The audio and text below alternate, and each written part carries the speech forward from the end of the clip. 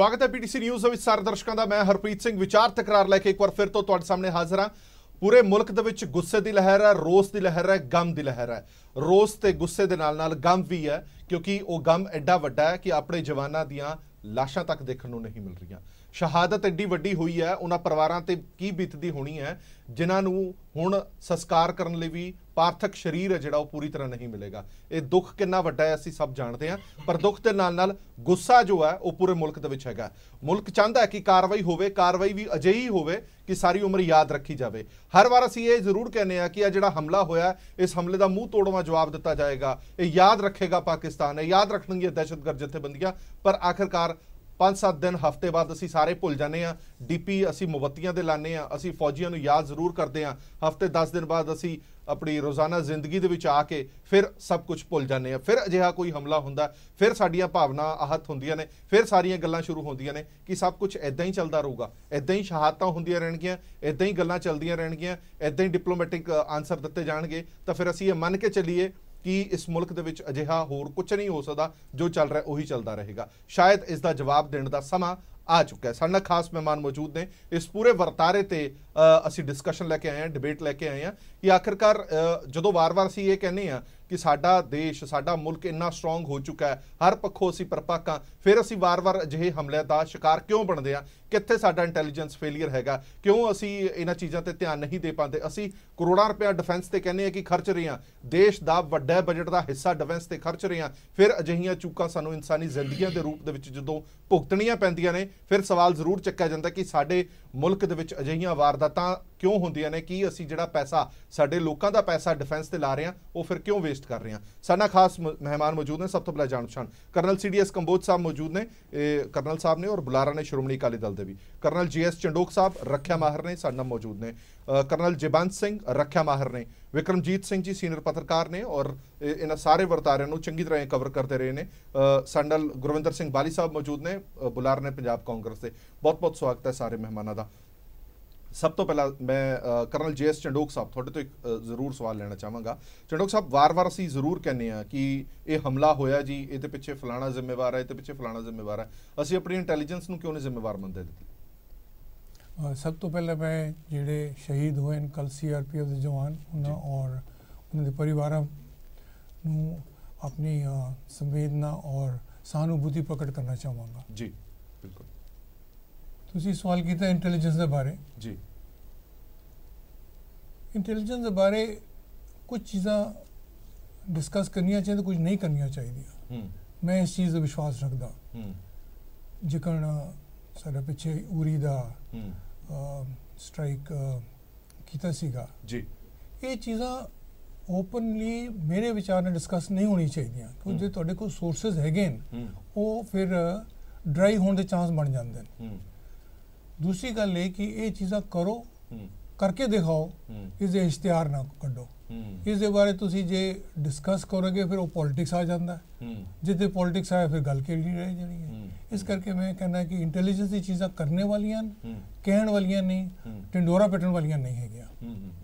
चलो मैं ये सवाल मैं थोड़े तो जयबंत सिंह जी थोड़े तो भी पूछना चाहना कि जदों मेरे कहने का भाव ये है कि जदों असी इन्हां चीज़ां वल देखते हैं कि एड्डा वड्डा हमला हो गया, इन्नी वड्डी मात्रा दे विच ਉਹ ਜਿਹੜਾ ਪਦਾਰਥ ਸੀਗਾ ਉਹ ਆਇਆ ਕਿੱਥੋਂ?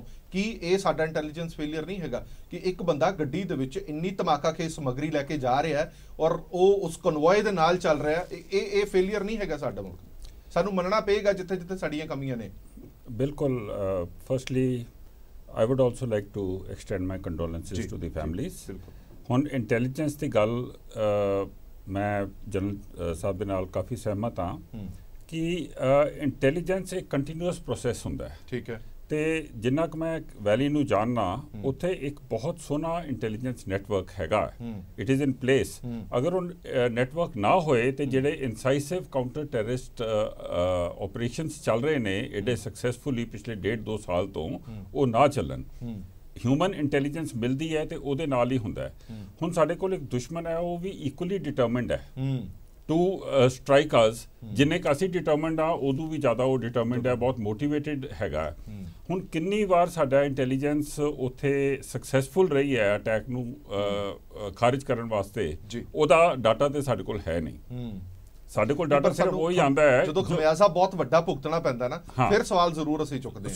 ਸੋ ਉਹ ਇਹ ਕੰਟੀਨਿਊਅਸ ਪ੍ਰੋਸੈਸ ਹੈ, ਐਸੀ ਗੱਲ ਨਹੀਂ ਹੈ ਜੋ ਤੁਸੀਂ ਪੁਆਇੰਟ ਕਹਿ ਰਹੇ ਹੋ ਉਹ ਬਿਲਕੁਲ ਸਹੀ ਹੈ। ਕੋਈ ਵੀ anybody would think like that ਕਿ ਕਿੱਦਾਂ ਇਹ ਆ ਗਿਆ, ਬਟ ਹਿਊਮਨ ਐਰਰਸ ਹੋ ਜਾਂਦੇ ਨੇ। It is very unfortunate and ਸਾਰਾ ਟਾਈਮ ਸਾਨੂੰ ਆਪਣੀ ਇੰਟੈਲੀਜੈਂਸ ਨੂੰ ਅਪਗ੍ਰੇਡ ਕਰਨ ਦੀ ਬਹੁਤ ਜ਼ਰੂਰਤ ਹੈ ਤੇ ਕਰਦੇ ਰਹਿਣਾ ਚਾਹੀਦਾ ਹੈ, ਕਿਉਂਕਿ ਉਹ ਨਵੀਂ ਕੋਈ ਚੀਜ਼ ਢੂੰਢ ਲੈਂਦੇ ਨੇ, ਅਸੀਂ ਕੁਝ ਕਰਦੇ ਹਾਂ ਉਹ ਨਵਾਂ ਤਰੀਕਾ ਢੂੰਢ ਲੈਂਦੇ ਨੇ।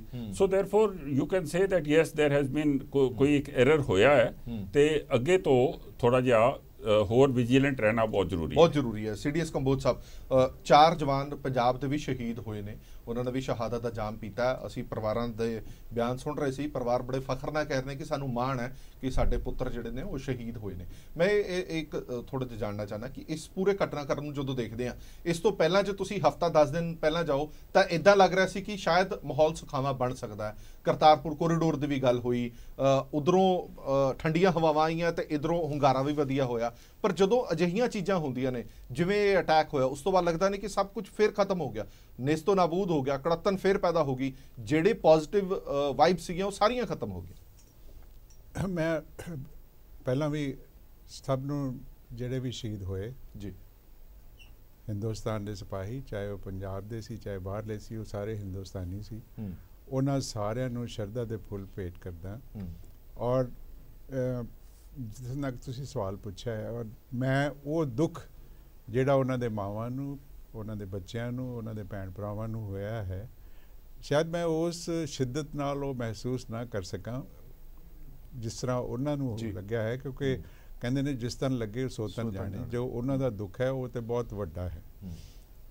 ਤੁਸੀਂ ਜਿਹੜੀ ਗੱਲ ਪੁੱਛੀ ਹੈ ਕਿ ਉਹ ਜਦੋਂ ਪਿਛਲੀ ਡਿਸਕਸ਼ਨ ਸ਼ਾਇਦ ਤੁਹਾਡੇ ਚੈਨਲ ਤੇ ਸੀ ਜਾਂ ਕਿਤੇ ਹੋਰ, ਮੈਂ ਇਹ ਵੀ ਕਿਹਾ ਤੁਹਾਡੇ ਚੈਨਲ ਤੇ ਸੀ, ਮੈਂ ਇਹ ਵੀ ਕਿਹਾ ਸੀਗਾ ਵੀ ਇਹ ਬੜੀ ਹੈਰਾਨੀ ਦੀ ਗੱਲ ਹੈ ਕਿ ਅਸੀਂ ਕੁਝ ਕਿਹਾ ਨਹੀਂ, ਉਹਨਾਂ ਨੇ ਕਦੇ ਕੀਤਾ ਨਹੀਂ, ਤੇ ਹੁਣ ਅਚਾਨਕ ਹੀ ਉਹ ਸਿੱਧੂ ਨੂੰ ਕਹਿੰਦੇ ਅਸੀਂ ਕਰਤਾਰਪੁਰ ਦਾ ਲਾਂਘਾ ਖੋਲ ਰਹੇ ਹਾਂ।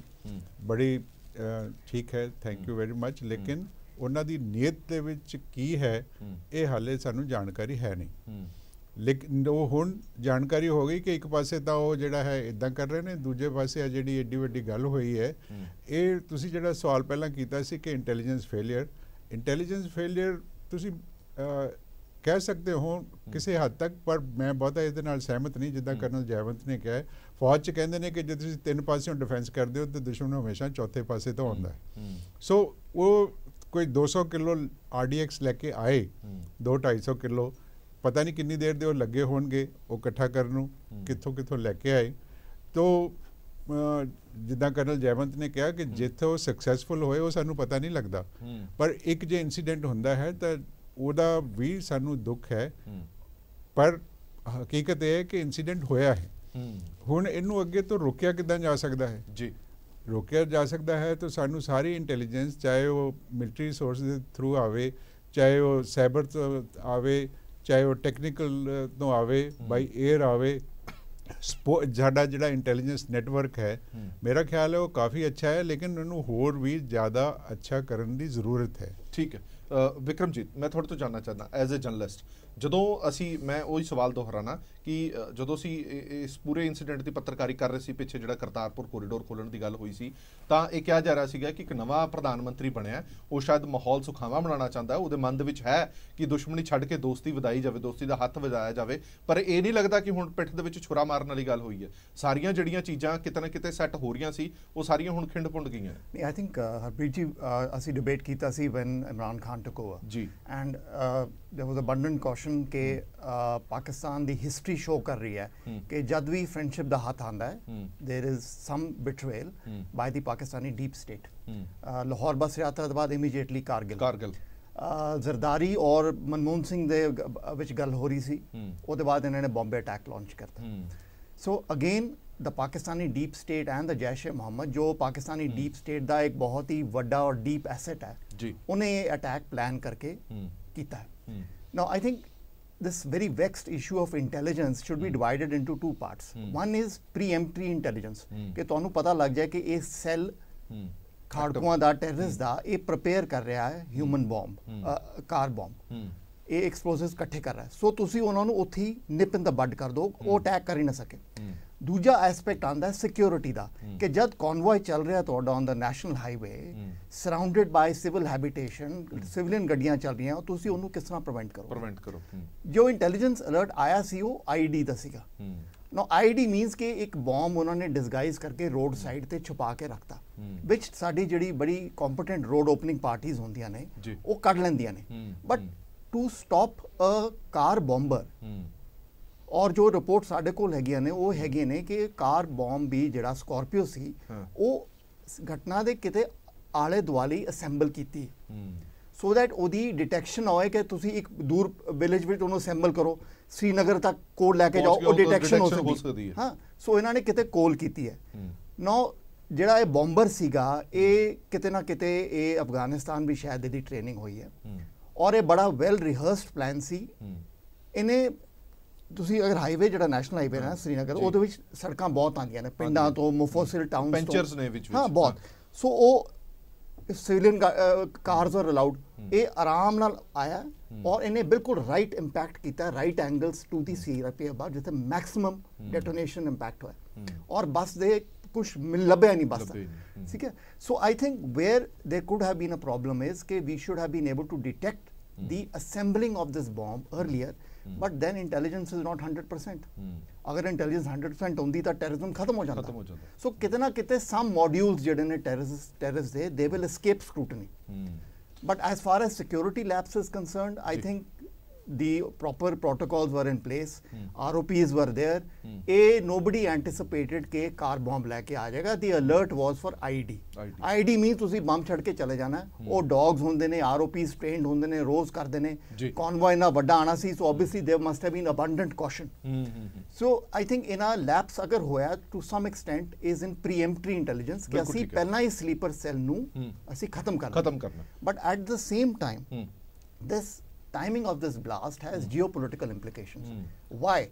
Because Jaish-e-Mohammed and the Afghanistan Taliban have organic links. Jaish-e-Mohammed jada chief hai Maulana Masood Azhar. If you remember, he participated in the jihad against the Soviets. Yes. If you remember, Kandahar hijack de baad jad inu release kita, he was welcomed at Kandahar airport by the Taliban core commander Maulvi Mukhtar Usmani. ठीक है तालिबान दे fighters दे नाल जैश ए Mohammad training भी करता है और fight भी करता है पहला against Soviets and now against the US coalition forces and the Afghan National Army so जो अफगानिस्तान विच तालिबान ऊपर आ रहा अमेरिका विड्रॉ कीता है इन्हां नू एक बड़ा वड्डा psychological pump up moral booster मिलिया तो इन्होंने ये कहा कि हुण असी कश्मीर विच दिखाने आ साडी स्ट्रेंथ की क्षमता फिर मोदी साहब गए कश्मीर उन्होंने कहा मैं खाड़कुआं दी टेररिज्म दी पिठ तोड़ दांगा I think they took it as some kind of a challenge क्योंकि तुसी ਇਹਦਾ ਵੀਡੀਓ ਦੇਖੋ ਬਿਲਕੁਲ ਠੀਕ ਹੈ ਉਹਦੇ ਵਿੱਚ ਉਹ ਬਾਰ-ਬਾਰ ਕਹਿ ਰਿਹਾ ਕਿ ਅਸੀਂ ਇਹ ਵੀ ਕੀਤਾ ਸੀ ਆ ਵੀ ਕੀਤਾ ਸੀ ਇੱਥੇ ਵੀ ਅਟੈਕ ਕੀਤਾ ਸੀ ਅਸੀਂ ਕਹਿੰਦਾ ਅਸੀਂ ਹੋਰ ਵੀ ਕਰਾਂਗੇ ਅਸੀਂ ਬਾਬਰੀ ਮਸਜਿਦ ਤੇ ਜਾ ਕੇ ਨਹਿਰ ਅੱਲਾਹੁ ਅਕਬਰ ਦੇ ਨਾਰੇ ਲਾਵਾਂਗੇ ਇਸ ਮੁੰਡੇ ਨੇ ਕਿਹਾ ਵੀ ਉਥੋਂ ਅੰਦਾਜ਼ਾ ਲਾਇਆ ਜਾ ਸਕਦਾ ਕਿ ਕਿੰਨਾ ਚੈਨਲ ਤੁਹਾਡਾ ਐਕਸੈਪਟ ਕਰਕੇ ਉਹਨਾਂ ਨੇ ਕਾਰਵਾਈ ਕੀਤੀ ਹੈ ਔਰ Pakistan I think is willing now to take deeper and more risky Kashmir strategy after gaining depth in Afghanistan. बिल्कुल ठीक है ये उन्हां नाल connected है जी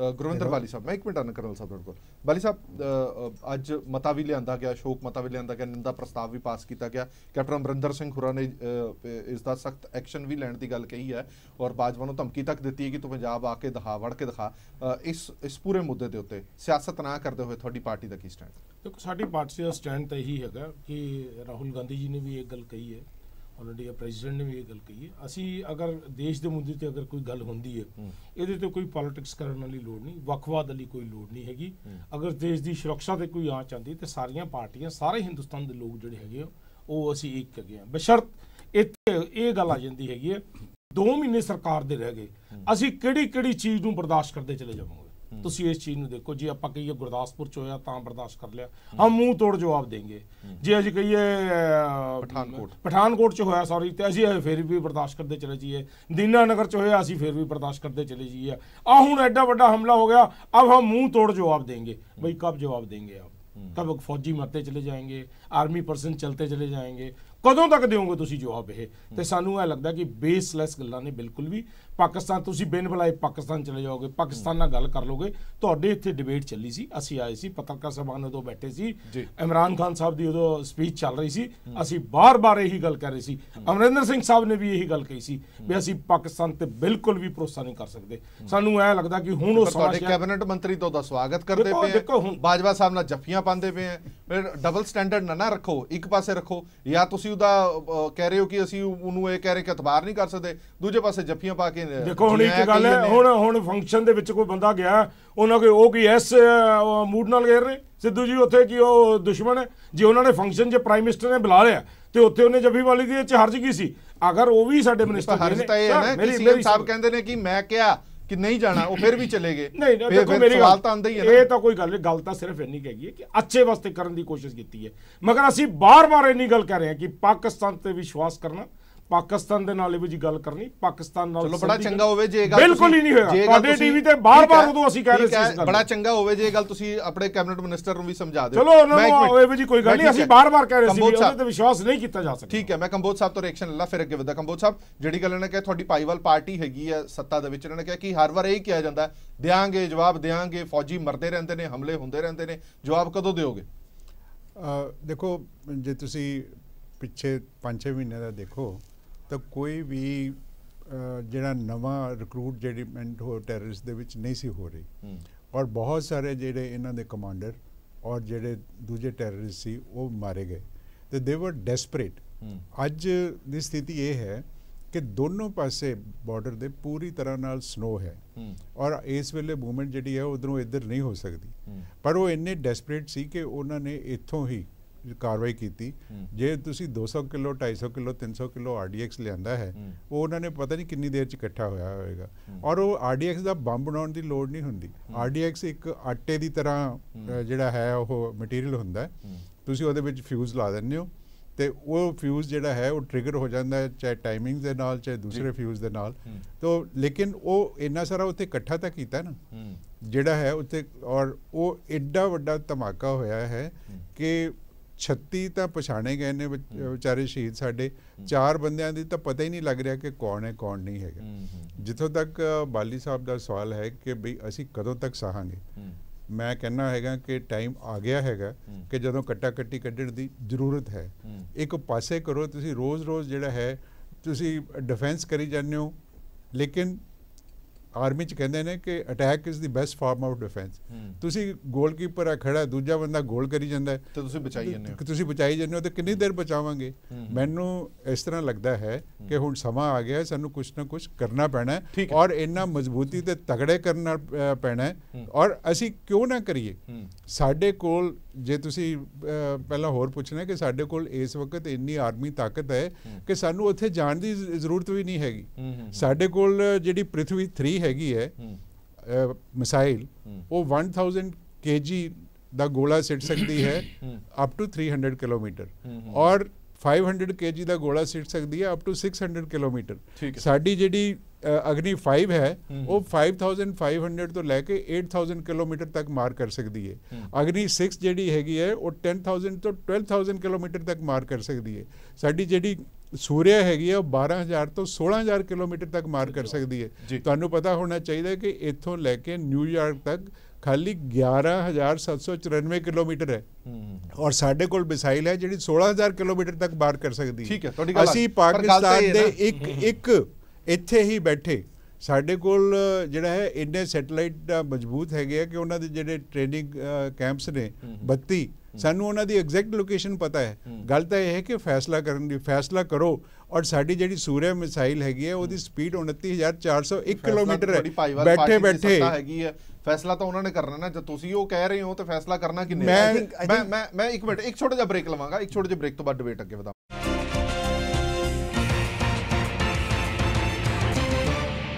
ਬ੍ਰੇਕ ਤੋਂ ਬਾਅਦ ਦਰਸ਼ਕਾਂ ਦਾ ਇੱਕ ਵਾਰ ਫਿਰ ਤੋਂ ਸਵਾਗਤ ਹੈ। ਸਾਡੀ ਵਿਚਾਰ ਚਰਚਾ ਜਾਰੀ ਹੈ। ਪੁਲਵਾਮਾ ਦੇ ਵਿੱਚ CRPF ਦੀ ਗੱਡੀ ਤੇ ਫਦਾਇਨ ਹਮਲਾ ਹੋਇਆ, 42 ਦੇ ਲਗਭਗ ਜਵਾਨ ਜਿਹੜੇ ਨੇ ਸਾਡੇ ਸ਼ਹੀਦ ਹੋ ਗਏ। ਸਾਡੇ ਨਾਲ ਖਾਸ ਮਾਹਰ ਮੌਜੂਦ ਨੇ ਫੌਜ ਨਾਲ ਸੰਬੰਧਿਤ ਸਾਰੇ।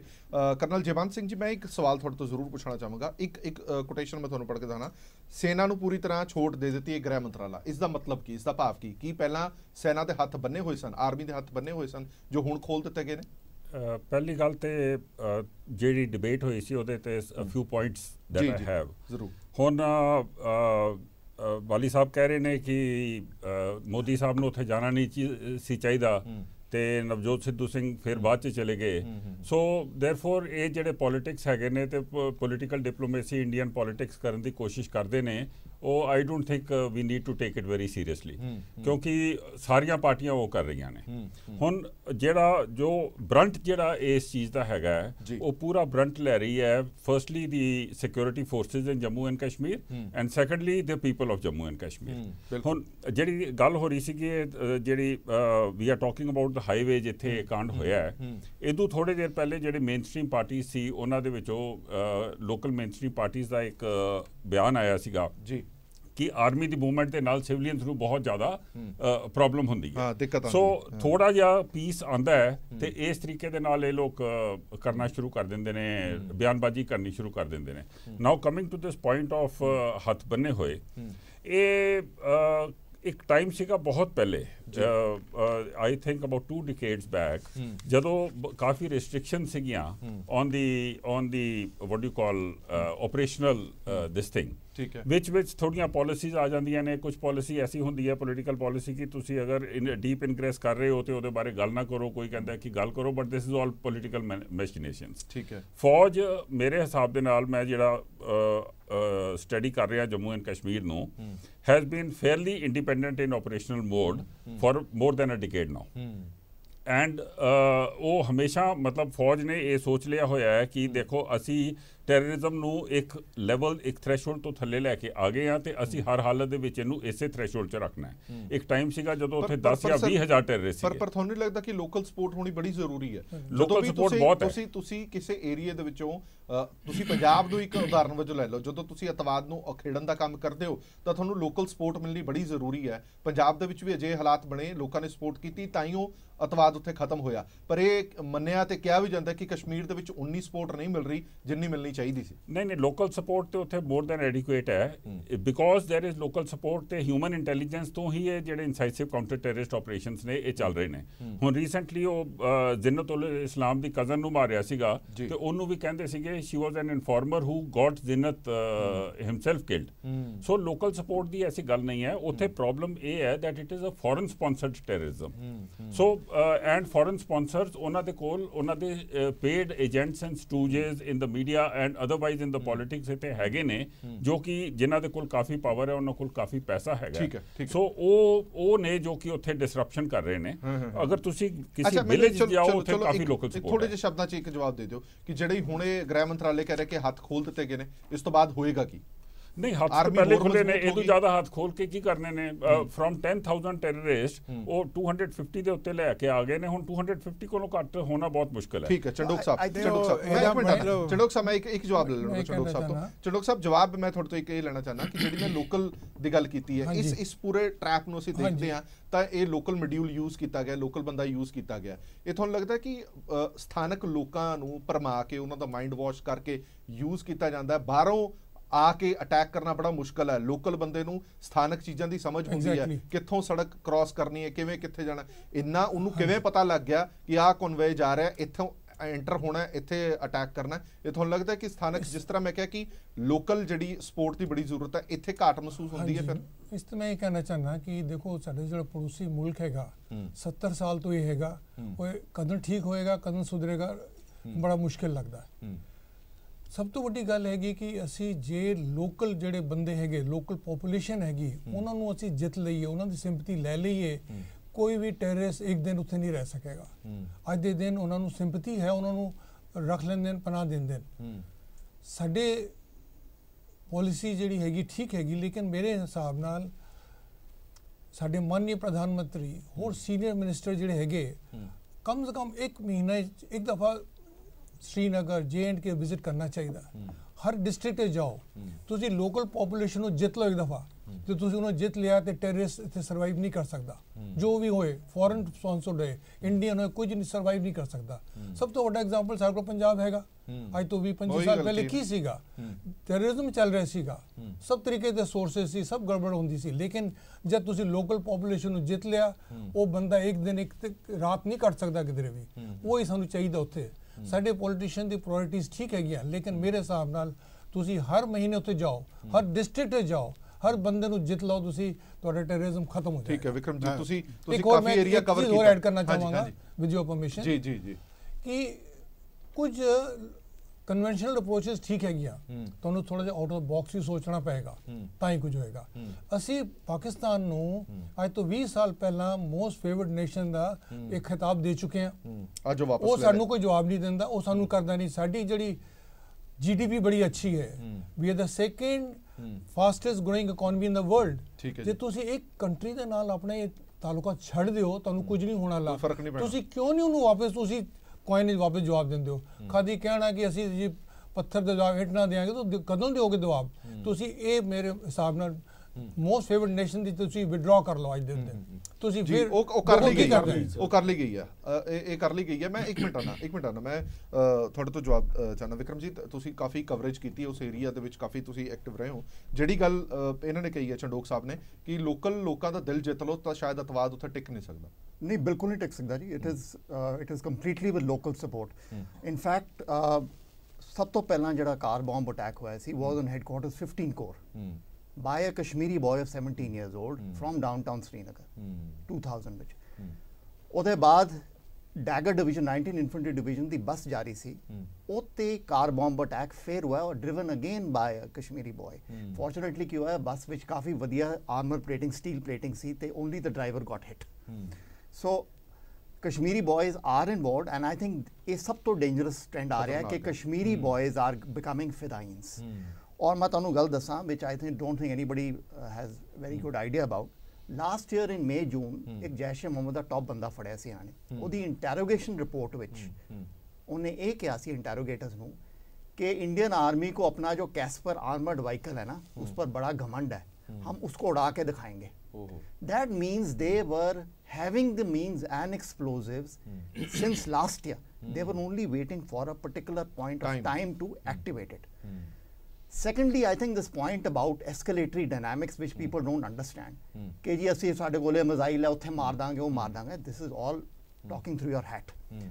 There is a proper escalatory dynamics. Pakistan is equally possessed with missiles of every quality. ਇਹ ਸਾਰੀ cabinet committee on security and the arm services chief ਨੇ ਸਾਰੀ ਚੀਜ਼ਾਂ ਕੰਸੀਡਰ ਕੀਤੀਆਂ ਨੇ ਕਿ ਅਗਰ ਅਸੀਂ ਸਟੈਂਡ ਆਫ ਸਟ੍ਰਾਈਕ ਕਰਨੀ ਹੈ, ਇੱਥੇ ਬੈਠ ਕੇ ਮਿਜ਼ਾਈਲ ਮਾਰਨੀ ਹੈ, ਤੇ ਪਾਕਿਸਤਾਨ ਦਾ ਕੀ ਰਿਟੈਲੀਏਸ਼ਨ ਆਏਗਾ। ਅਗਰ ਇਹ ਰਿਐਲਿਟੀ ਨਾ ਹੁੰਦੀ ਤੇ ਅੱਜ ਤੱਕ ਇੰਡੀਆ ਨੇ ਕਾਫੀ ਵਧੀਆ ਤਰੀਕੇ ਤੱਕ ਇਹਨਾਂ ਨੂੰ ਠੋਕਤਾ ਹੋਣਾ ਸੀਗਾ। It is because Pakistan's air defense is very hardened. Pakistan the air defense is not of child's play. They are very hardened air defenses. They are very hardened land defenses. देखो surgical strike जब 2016 च हुई है, Pakistan was caught by a bit of surprise. So our para commandos were able to go in and strike at 5 places. पर आज दी date But at the date with Pakistan is fully alert. In fact, they have even moved one of their corps into a holding corps to strengthen their defenses because उन्होंने खतरा है साडा हमले दा. So I think we have to first see escalatory dynamics and then talk about launching missiles because they are also very, very. Secondly, is the threat of China of a two-front collusive war. क्योंकि आज China they strategic and economic interests via the China-Pak economic corridor in Pakistan occupied Kashmir तो शुरू होता है down to Balochistan. So they may see any bid to destabilize Pakistan as a threat to their security, their economic interests and their strategic interests. But Vikram ji, बाली साहब कह देता है army ਨੂੰ कह देता कि फ्री हैंड ने प्रधानमंत्री शुरुआत ਤਾਂ ਕੀਤੀ ਪ੍ਰਧਾਨ ਮੰਤਰੀ ਹੋਰਾਂ ਨੇ। ਅੱਛੀ ਗੱਲ ਹੈ, ਸ਼ੁਰੂਆਤ ਤੇ ਉਹਨਾਂ ਨੇ ਕੀਤੀ ਹੈ, ਅਸੀਂ ਉਹਦਾ ਸਮਰਥਨ ਵੀ ਕਰਦੇ ਹਾਂ, ਮਗਰ ਬਹੁਤ ਲੇਟ ਕੀਤੀ ਹੈ। ਅਸੀਂ ਬਾਰ-ਬਾਰ ਇਸ ਗੱਲ ਨੂੰ ਕਹਿ ਰਹੇ ਹੈਗੇ ਕਿ ਬਹੁਤ ਲੇਟ ਕੀਤੀ ਹੈ, ਸਮਾਂ ਬੜਾ ਘੱਟ ਰਹਿ ਗਿਆ। ਜਿੱਦਾਂ ਕੰਬੋਜ ਜੀ ਨੇ ਵੀ ਦੱਸਿਆ ਵੀ ਕੀ ਆਪਾਂ ਹੁਣ ਜਿੱਦਾਂ ਜਨਰਲ ਸਾਹਿਬਾਨ ਵੀ ਦੱਸ ਰਹੇ ਸਨ ਕਿ ਨਹੀਂ ਜੀ ਉਹਨਾਂ ਕੋਲ ਆ ਹੈਗਾ, ਹੁਣ ਆਪਾਂ ਇਹ ਸਮਝ ਲਈਏ ਕਿ ਆਪਾਂ ਆਪਣੇ ਫੌਜ ਦੇ ਲੋਕਾਂ ਨੂੰ ਮਰਵਾਉਂਦੇ ਰਹਾਂਗੇ, ਆਪਾਂ ਉਹਨਾਂ ਨੂੰ ਸ਼ਹੀਦ ਕਰਦੇ ਰਹਾਂਗੇ, ਆਪਾਂ ਉਹਨਾਂ ਕੋਲੋਂ ਡਰਦੇ ਰਹਾਂਗੇ। ਇਹਨਾਂ ਗੱਲਾਂ ਤੇ ਹੋਏਗਾ, ਉਹਨਾਂ ਕੋਲ ਸਭ ਕੁਝ ਹੋਏਗਾ, ਸਾਡੇ ਕੋਲ ਕੀ ਨਹੀਂ ਹੈਗਾ। ਜਿੱਦਾਂ ਕੰਬੋਜ ਜੀ ਨੇ ਕਿਹੜੀ ਮਿਸਾਈਲਸ ਨਹੀਂ ਹੈਗੀ ਸਾਡੇ ਕੋਲ ਕਿਹੜਾ ਹਥਿਆਰ ਨਹੀਂ ਹੈਗਾ ਹਿੰਦੁਸਤਾਨ ਦੇ ਅੰਦਰ, ਫਿਰ ਅਸੀਂ ਪਾਕਿਸਤਾਨ ਕੋਲੋਂ ਡਰਾਂਗੇ ਕਿਉਂ? ਅਸੀਂ ਅਗਰ ਇਹ ਗੱਲ ਕਹਾਂਗੇ ਜੀ ਉਹਨਾਂ ਕੋਲ ਬੜਾ ਜ਼ਬਰਦਸਤ ਸਿਸਟਮ ਹੈਗਾ, ਉਹਨਾਂ ਕੋਲ ਬੜੀ ਜ਼ਬਰਦਸਤ ਚੀਜ਼ਾਂ ਹੈਗੀਆਂ ਨੇ, ਇਸ ਕਰਕੇ ਇਹ ਤਾਂ ਬਿਲਕੁਲ ਵੀ ਤਰਕ ਨਹੀਂ ਚੱਲਣਾ, ਨਾ ਇਹੋ ਜਿਹੀ ਕੋਈ ਗੱਲ ਹੋਣੀ ਹੈ। ਅਸੀਂ ਤਾਂ ਸਿਰਫ ਇਹ ਗੱਲ ਕਹਿੰਦੇ ਹਾਂ, ਜੇ ਤੁਸੀਂ ਕਹੋ ਜਿੱਦਾਂ ਕਰਨਲ ਸਾਹਿਬ ਕਹਿ ਰਹੇ ਸੀ ਕਿ ਨਹੀਂ ਪੋਲੀਟੀਕਲ ਪਾਰਟੀਆਂ ਨੇ, ਪੋਲੀਟੀਕਲ ਪਾਰਟੀਆਂ ਦੇ ਨਾਲ ਹੀ ਹਿੰਦੁਸਤਾਨ 'ਚ ਸਿਸਟਮ ਚੱਲ ਰਿਹਾ ਨਾ ਜੀ। ਪੋਲੀਟੀਕਲ ਪਾਰਟੀਆਂ ਨੇ ਹਿੰਦੁਸਤਾਨ ਦੇ ਪ੍ਰਧਾਨ ਮੰਤਰੀ ਨੂੰ ਹੀ ਕਹਿਣਾ ਪਏਗਾ, ਜਿਹੜੇ ਉਹ ਹੈਗੇ ਨੇ ਜਿੱਦਾਂ ਦੀ ਗੱਲ ਕਰ ਰਹੇ ਹੈਗੇ ਨੇ, ਸਾਨੂੰ ਕਹਿਣੀ ਪਏਗੀ ਇਹ ਗੱਲ। ਜੇ ਅਮਰਿੰਦਰ ਸਿੰਘ ਸਾਹਿਬ ਨੇ ਇਹ ਗੱਲ ਕਹੀ ਸੀ ਥੋੜੇ ਦਿਨ ਪਹਿਲੇ ਕਿ ਅਸੀਂ ਪਾਕਿਸਤਾਨ ਤੇ ਬਿਲਕੁਲ ਵਿਸ਼ਵਾਸ ਨਹੀਂ ਕਰਦੇ, ਤੇ ਅੱਜ ਸਾਨੂੰ ਕਹਿਣਾ ਪਏਗਾ ਕਿ ਅੱਜ ਉਹ ਗੱਲ ਸਾਬਤ ਹੋ ਗਈ ਇਸ ਚੀਜ਼ ਦੀ।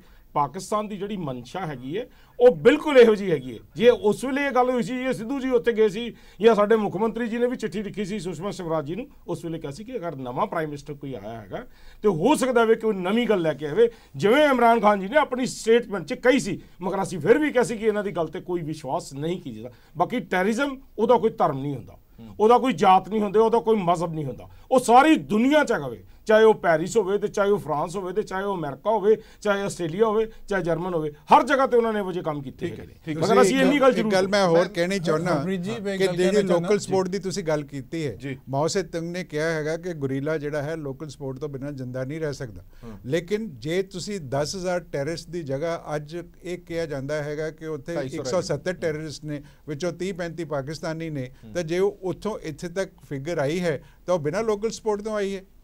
ਪਰ ਸਪੋਰਟ ਉਹੀ ਕਹਿ ਰਹੇ ਨਾ, ਲੋਕਲ ਸਪੋਰਟ ਕਿਸ ਤਰੀਕੇ ਦੀ ਤੇ let me add over here, ਜੇ ਸਾਨੂੰ ਲੋਕਲ ਸਪੋਰਟ ਹੈਗੀ ਤਾਂ ਉਹਨਾਂ ਨੂੰ ਵੀ ਤਾਂ ਲੋਕਲ ਸਪੋਰਟ ਹੈਗੀ ਹੈ, ਦੋਵੇਂ ਪਾਸੇ ਲੋਕਲ ਸਪੋਰਟ ਮਿਲਦੀ ਹੈ। Let me add over here ਕਿ ਜਿਹੜਾ ਫਿਗਰ ਆਇਆ 10,000 ਤੋਂ 250 ਦੇ ਵਿੱਚ, ਇਹਦੇ ਚ ਕੁਝ ਕਾਂਗਰਸ ਗਵਰਨਮੈਂਟ ਦਾ ਵੀ ਯੋਗਦਾਨ ਹੈਗਾ ਤੇ ਕੁਝ ਐਨਡੀਏ ਗਵਰਨਮੈਂਟ ਦਾ ਵੀ ਯੋਗਦਾਨ ਹੈਗਾ, ਤੇ ਇਹਨਾਂ ਦੋਵਾਂ ਦੇ ਹੋ ਕੇ ਆਰਮੀ ਨੇ ਬੜੀ ਮੁਸ਼ਕਲ ਨਾਲ ਇੱਥੋਂ ਤੱਕ ਲੈ ਕੇ ਆਏ ਨੇ। ਹੁਣ ਆਰਮੀ ਨੇ ਘੱਟ ਤੋਂ ਘੱਟ 3 ਵਾਰ ਉੱਥੇ ਐਸਾ ਇੱਕ ਮਾਹੌਲ ਕ੍ਰੀਏਟ ਕੀਤਾ ਹੈ where political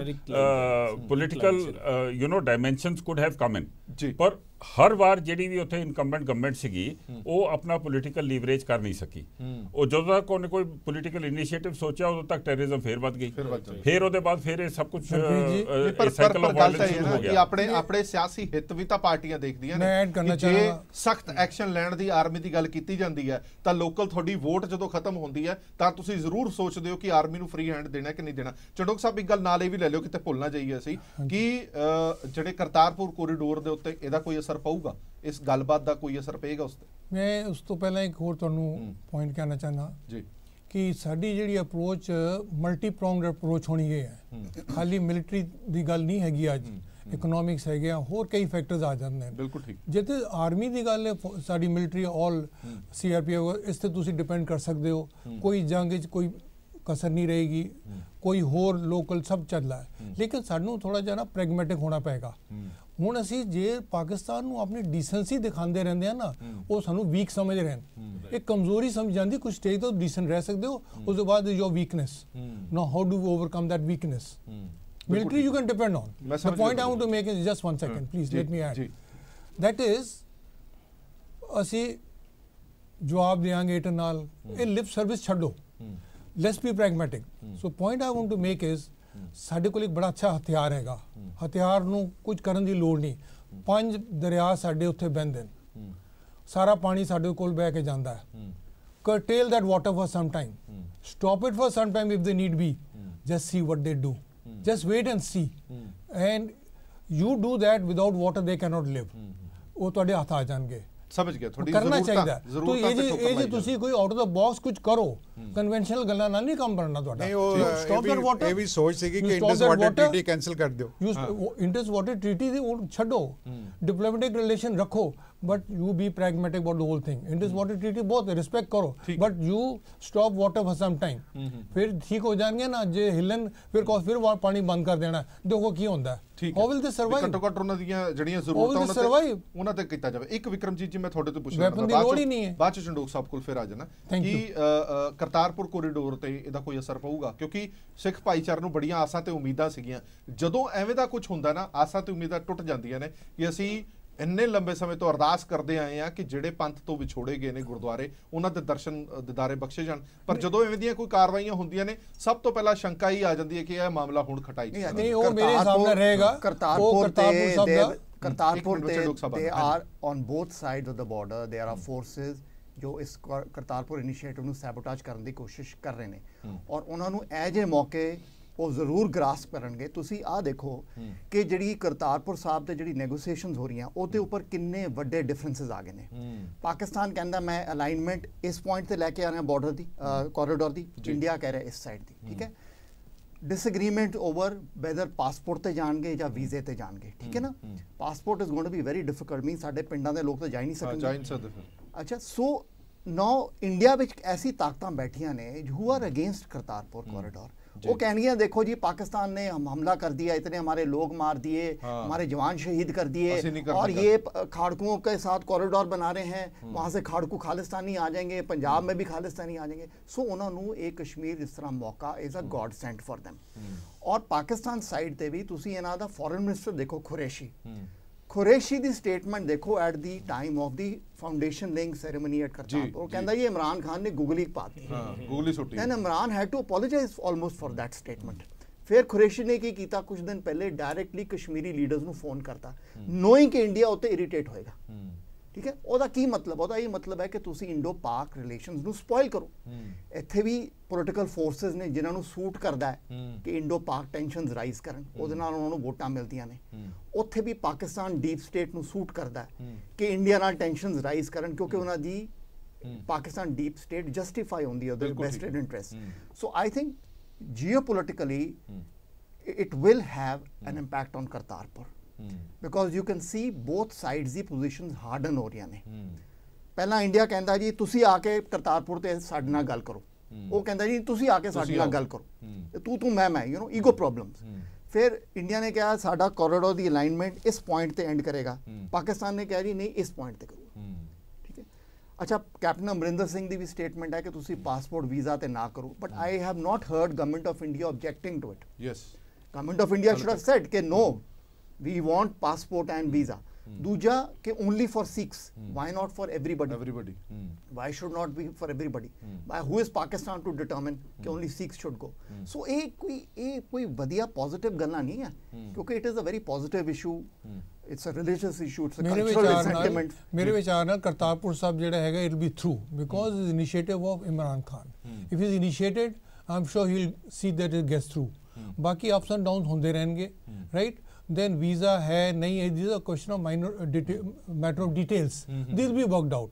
so I feel Kartarpur साहब हो जाएगा, हो जाएगा। मेरे को जयवंत सिंह जी आखिरी स्टेटमेंट मैं करतारपुर साहब ਤੇ ਤੁਹਾਡੇ ਤੋਂ ਜਾਣਨਾ ਚਾਹਨਾ, ਸਾਡਾ ਕੀ ਸਟੈਪ ਹੋਣਾ ਚਾਹੀਦਾ ਇੰਡੀਅਨ ਗਵਰਨਮੈਂਟ ਦਾ ਕਰਤਾਰਪੁਰ ਕੋਰੀਡੋਰ ਨੂੰ ਲੈ ਕੇ? ਤੁਹਾਡੇ ਮੁਤਾਬਕ ਕੀ ਹੋਣਾ ਚਾਹੀਦਾ ਐਕਸ਼ਨ? ਨਹੀਂ, ਇਹ Kashmir is a issue by itself and Kartarpur Sahib is another issue ਜਿਹਦੇ ਵਿੱਚ ਬੜੀ ਗਲੋਬਲ ਸੈਂਟੀਮੈਂਟਸ ਇਨਵੋਲਵਡ ਹੈਗੀਆਂ ਨੇ, ਤੇ ਮੇਰੇ ਹਿਸਾਬ ਨਾਲ ਜੋ ਉੱਥੇ ਹੋ ਰਿਹਾ ਕਸ਼ਮੀਰ ਦੇ ਵਿੱਚ it should not impact the discussions. Kartarpur Sahib ਦਾ ਜਿਹੜੇ ਡਿਸਕਸ਼ਨਸ ਨੇ ਉਹ ਇੰਪੈਕਟ ਨਹੀਂ ਹੋਣੀਆਂ ਚਾਹੀਦੀਆਂ, ਤੇ ਦੋਨੋਂ ਕੰਟਰੀਜ਼ ਨੂੰ ਬੜਾ ਪੋਜ਼ਿਟਿਵਲੀ ਅੱਗੇ ਵਧਣ ਦੀ ਕੋਸ਼ਿਸ਼ ਕਰਨੀ ਚਾਹੀਦੀ ਹੈ। ਜयवंत ਸਿੰਘ ਜੀ, ਮਨ ਦੇ ਵਿੱਚ ਖਟਾਸ ਨਹੀਂ ਆਉਂਦੀ? ਇੱਕ ਪਾਸੇ ਤੁਸੀਂ ਸਾਡੇ ਜਵਾਨ ਮਾਰ ਰਹੇ ਹੋ, ਸ਼ਹੀਦ ਕਰ ਰਹੇ ਹੋ, ਔਰ ਦੂਜੇ ਪਾਸੇ ਅਸੀਂ ਕਹੀਏ ਕਿ ਆਓ ਜੀ ਹੱਥ ਮਿਲਾਈਏ, ਅਸੀਂ ਇੱਕ ਲਾਂਘਾ ਖੋਲੀਏ, ਅਸੀਂ ਉਹ ਦਰਸ਼ਨ ਦਿਦਾਰੇ। ਮਨ ਦੇ ਵਿੱਚ ਉਹ ਭਾਵਨਾ ਤਾਂ ਰਹਿੰਦੀ ਉਹ ਇੱਕ ਬੜਾ ਇਮੋਟਿਵ ਇਸ਼ੂ ਹੈ ਜੀ। ਪਹਿਲੀ ਗੱਲ ਤੇ ਗੁਰਦੁਆਰਾ ਕਰਤਾਰਪੁਰ ਸਾਹਿਬ ਹੋਣਾ ਹੀ ਇੰਡੀਆ ਦੇ ਵਿੱਚ ਚਾਹੀਦਾ ਸੀਗਾ, ਤੇ ਮੇਰੇ ਹਿਸਾਬ ਨਾਲ ਇਹ ਜਿਹੜੀ ਉੱਥੋਂ ਦੀ ਲੋਕਲਾਈਜ਼ਡ ਕਨਫਲਿਕਟ ਹੈ ਜਾਂ ਹੋਰ ਵੀ ਸਾਡੀਆਂ ਕਨਫਲਿਕਟਸ ਨੇ ਤੇ ਚੱਲਦੀਆਂ ਰਹਿਣਗੀਆਂ। ਡਿਪਲੋਮੇਸੀ ਔਰ conflict always go side by side, ਤੋਂ ਇਸ ਇਮੋਟਿਵ ਇਸ਼ੂ ਨੂੰ ਉਸ ਇਸ਼ੂ ਤੋਂ ਆਈਸੋਲੇਟ ਕਰਨਾ ਹੀ ਮੇਰੇ ਹਿਸਾਬ ਨਾਲ ਬੈਟਰ ਹੈ ਦੋਵਾਂ ਮੁਲਕਾਂ ਦੇ ਲਈ। ਬਹੁਤ ਬਹੁਤ ਧੰਨਵਾਦ ਸਾਰੇ ਮਹਿਮਾਨਾਂ ਦਾ ਪੂਰੀ ਵਿਚਾਰ ਚਰਚਾ 'ਚ ਬਣੇ ਰਹਿਣ ਦੇ ਲਈ। ਸੋ ਅਸੀਂ ਉਮੀਦ ਇਹੀ ਕਰਦੇ ਹਾਂ, ਕਿਉਂਕਿ ਇੱਕ ਗੱਲ ਸਾਰੇ ਪੈਨਲਿਸਟ ਨੇ ਸਾਂਝੀ ਜ਼ਰੂਰ ਕਹੀ ਹੈ ਕਿ ਹੁਣ ਐਕਸ਼ਨ ਲੈਣ ਦਾ ਸਮਾਂ ਜ਼ਰੂਰ ਆ ਗਿਆ। ਸਿਰਫ ਵਾਅਦਿਆਂ ਦਾਅਵਿਆਂ ਦੇ ਨਾਲ ਗੱਲ ਨਹੀਂ ਬਣਨੀ, ਔਰ ਕਿਉਂਕਿ ਹੁਣ ਮੁਲਕ ਦੀ ਡਿਮਾਂਡ ਹੈ। ਮੁਲਕ ਦੇ ਵਿੱਚ ਅੱਜ ਕਈ ਥਾਵਾਂ ਦੇ ਉੱਤੇ ਧਰਨੇ ਪ੍ਰਦਰਸ਼ਨ ਹੋਏ ਨੇ, ਲੋਕ ਸੜਕਾਂ ਤੇ ਉਤਰੇ ਨੇ, ਜੰਮੂ ਦੇ ਵਿੱਚ ਹਿੰਸਕ ਪ੍ਰਦਰਸ਼ਨ ਤੱਕ ਹੋਏ ਨੇ ਕਿ ਹਲੇ ਤੱਕ ਕੋਈ ਕਾਰਵਾਈ ਕਿਉਂ ਨਹੀਂ ਹੋ ਪਾਈ। ਹਲੇ ਤੱਕ ਸਿਰਫ ਅਸੀਂ ਇਹੀ ਕਹਿੰਦੇ ਰਹੇ ਹਾਂ ਕਿ ਇੱਟ ਦਾ ਜਵਾਬ ਪੱਥਰ ਨਾਲ ਦੇਵਾਂਗੇ, ਕਦੋਂ ਦੇਵਾਂਗੇ ਇਹਦਾ ਇੰਤਜ਼ਾਰ ਰਹੇਗਾ। ਦੇਸ਼ ਦੁਨੀਆ ਦੇ ਬਾਕੀ ਖਬਰਾਂ ਲਈ ਬਣੇ ਰਹੋ PTC ਨਿਊਜ਼ ਦੇ ਨਾਲ। ਧੰਨਵਾਦ।